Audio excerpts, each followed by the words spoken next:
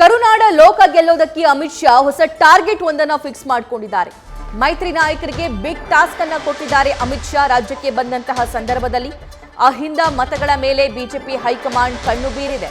Congress vote bank ಕೊಳ್ಳೆ ಹೊಡೆಯುವಂತಹ plan ಇದಾಗಿದೆ. ಕಾಂಗ್ರೆಸ್ನ ಶಕ್ತಿ ಕುಗ್ಗಿಸೋದಕ್ಕೆ ಬಿಜೆಪಿ ಚಾಣಕ್ಯ ಬಿಗ್ ಟಾಸ್ಕ್ ಅನ್ನ ಮೈತ್ರಿ ನಾಯಕರಿಗೆ ಕೊಟ್ಟಿದ್ದಾರೆ. ವಿಧಾನಸಭಾ ಎಲೆಕ್ಷನ್ ಅಲ್ಲಿ ಅಭೂತಪೂರ್ವವಾಗಿರುವಂತಹ ಗೆಲುವನ್ನ ಕಾಂಗ್ರೆಸ್ ಪಕ್ಷ ಸಾಧಿಸಿದೆ.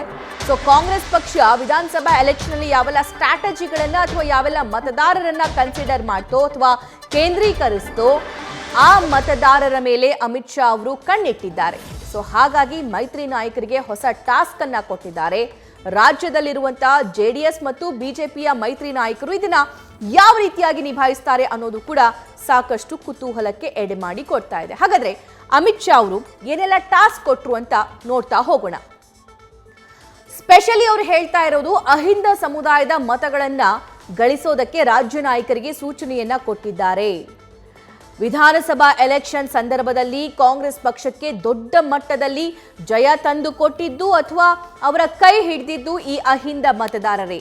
ಕೇವಲ ಅಹಿಂದ ಮತದಾರರು ಮಾತ್ರವಲ್ಲ, ಇದನ್ನ ಒಳಗೊಂಡಂತೆ ಇನ್ಯಾರ್ಯಾರು ಮತ್ತಷ್ಟು ಡೀಟೇಲ್ಸ್ ನಮ್ಮ ಸೀನಿಯರ್ ಪೊಲಿಟಿಕಲ್ ಕರೆಸ್ಪಾಂಡೆಂಟ್ ಮಂಜುನಾಥ್ ನೀಡ್ತಾರೆ. ಮಂಜುನಾಥ್, ರಾಜ್ಯಕ್ಕೆ ಬಂದಂತಹ ಅಮಿತ್ ಶಾ ಅವರು ಹೊಸ ಟಾಸ್ಕ್ ಮೈತ್ರಿ ನಾಯಕರಿಗೆ ಕೊಟ್ಟು ಹೋಗಿದ್ದಾರೆ. ಏನದು? ಅದನ್ನ ಅಪ್ಲೈ ಮಾಡಿದ್ರೆ ಮೈತ್ರಿಗೆ ಯಾವ ರೀತಿಯಾಗಿ ವರ್ಕೌಟ್ ಆಗಬಹುದು? ಸಭಾ ರಾಜ್ಯದ 28 ಕ್ಷೇತ್ರಗಳನ್ನ ಗೆಲ್ಲಬೇಕು ಅನ್ನೋ ಒಂದು ಟಾರ್ಗೆಟ್ ಅನ್ನು ಇಟ್ಕೊಂಡಿರುವಂತಹ ಕೇಂದ್ರ ಬಿಜೆಪಿ ನಾಯಕರು ರಾಜ್ಯದಲ್ಲಿ ಜೆಡಿಎಸ್ ಜೊತೆ ಮೈತ್ರಿ ಮಾಡಿಕೊಂಡು ಒಂದಷ್ಟು ರಾಜ್ಯದಲ್ಲಿ ಹೆಚ್ಚಿನ ಸ್ಥಾನಗಳನ್ನು ಗೆಲ್ಲಬೇಕು ಅನ್ನೋ ನಿಟ್ಟಿನಲ್ಲಿ ಸಾಕಷ್ಟು ಪ್ಲಾನ್ಗಳನ್ನು ರೂಪಿಸಿಕೊಂಡಿರುವಂಥದ್ದು. ನಿನ್ನೆ ರಾಜ್ಯಕ್ಕೆ ಕೇಂದ್ರ ಗೃಹ ಸಚಿವರಾದಂತಹ ಅಮಿತ್ ಶಾ ಅವರು ಆಗಮಿಸಿದ್ರು. ಈ ಸಂದರ್ಭದಲ್ಲಿ ಜೆಡಿಎಸ್ ಮತ್ತೆ ಬಿಜೆಪಿ ನಾಯಕರ ಒಂದು ಸಮನ್ವಯ ಸಮಿತಿ ಸಭೆಯನ್ನು ನಡೆಸಿದ್ರು. ಈ ಸಭೆಯಲ್ಲಿ ಪ್ರಮುಖವಾಗಿ ರಾಜ್ಯದಲ್ಲಿ ಈಗಾಗಲೇ ಬಿಜೆಪಿ ಮತ್ತೆ ಜೆಡಿಎಸ್ಗೆ ಒಕ್ಕಲಿಗ ಮತ್ತು ಲಿಂಗಾಯತ ಸಮುದಾಯಗಳ ಒಂದು ಮತಗಳಿಕೆ ಪ್ರಮಾಣದಲ್ಲಿ ಹೆಚ್ಚಿದೆ. ಆದರೆ ರಾಜ್ಯದಲ್ಲಿ ಹೆಚ್ಚು ಒಂದು ಸ್ಥಾನಗಳನ್ನು ಗೆಲ್ಲಬೇಕಾದ್ರೆ ಅಹಿಂದ ಮತಗಳು ಬಹಳ ಪ್ರಮುಖವಾದದ್ದು. ಈಗಾಗಲೇ ಹಿಂದೆ 2023 ವಿಧಾನಸಭಾ ಚುನಾವಣೆ ಸಂದರ್ಭದಲ್ಲಿ ಬಿಜೆಪಿ ಎಷ್ಟೇ ಪ್ರಯತ್ನ ಮಾಡಿದ್ರು ಆ ಒಂದು ಮತಗಳನ್ನು ಗಳಿಸಲಿಕ್ಕೆ ವಿಫಲ ಆಗಿತ್ತು. ಹಾಗಾಗಿ ಈ ಬಾರಿ ಆ ಒಂದು ಮತಗಳನ್ನು ಗಳಿಸಲೇಬೇಕು. ಪ್ರಮುಖವಾಗಿ ಹಿಂದುಳಿದ ವರ್ಗ ದಲಿತ ಮತ್ತು ಅಲ್ಪಸಂಖ್ಯಾತ ಮತಗಳು ಈ ಬಾರಿ ಕೂಡ ನಮಗೆ ಬರಲೇಬೇಕು ಅನ್ನೋ ನಿಟ್ಟಿನಲ್ಲಿ ಸಾಕಷ್ಟು ಪ್ಲಾನ್ಗಳನ್ನು ರೂಪಿಸಿಕೊಂಡಿರುವಂಥದ್ದು. ಮೈತ್ರಿ ನಾಯಕರಿಗೆ ನೇರವಾಗಿ ಈ ಒಂದು ಹಿಂದುಳಿದ ಮತಗಳನ್ನು ಸೆಳೆಯೋ ನಿಟ್ಟಿನಲ್ಲಿ ಸಮಾವೇಶಗಳನ್ನು ಮಾಡಿ, ಜೊತೆಗೆ ಪ್ರಧಾನಿ ನರೇಂದ್ರ ಮೋದಿ ಅವರು ಹಿಂದುಳಿದ ನಾಯಕ ಅನ್ನೋ ಒಂದು ಬಿಂಬಿಸುವಂಥ ಪ್ರಚಾರವನ್ನು ಹೇಳಿಕೆಗಳನ್ನು ಪದೇ ಪದೇ ಕೊಡಬೇಕು ಅನ್ನೋ ಒಂದು ಟಾರ್ಗೆಟನ್ನು ಕೊಟ್ಟಿರುವಂಥದ್ದು.